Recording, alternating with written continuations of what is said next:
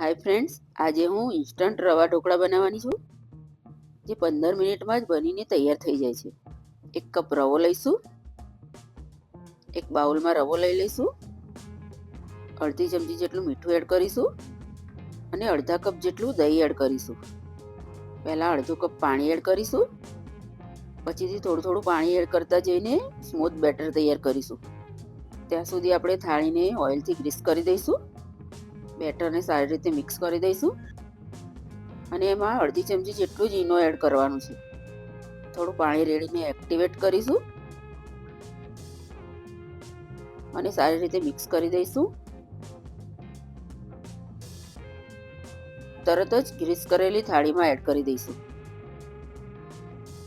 બેટરને સારી રીતે ફેલાઈ દઈશું અને ઢાંકણ બંધ કરીને 15 મિનિટ સુધી બોઇલ કરીશું અને એને નાઇફથી ચેક કરીશું. નાઇફ ક્લીન છે, મતલબ થઈ ગયું છે.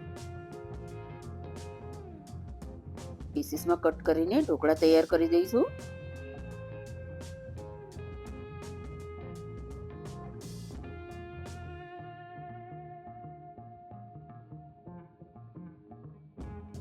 બીજું એક પેન લઈ લઈશું.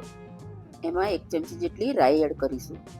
રાઈ ફૂટી જાય એટલે 4 ટેબલ સ્પૂન જેટલું ઓઇલ એડ કરી દઈશું. હાફ ટીસ્પૂન જેટલી હિંગ લઈશું. 1 ચમચી જેટલા સફેદ તલ એડ કરીશું. વઘારમાં 2 લીલા મરચાં પણ એડ કર્યા હતા અને આવી રીતે ઢોકળા પર રેડી દઈશું. આ ઢોકળા ગ્રીન ચટણી સાથે બહુ સરસ લાગે છે. એનો વિડીયો હું પછીથી અપલોડ કરીશ. By friends.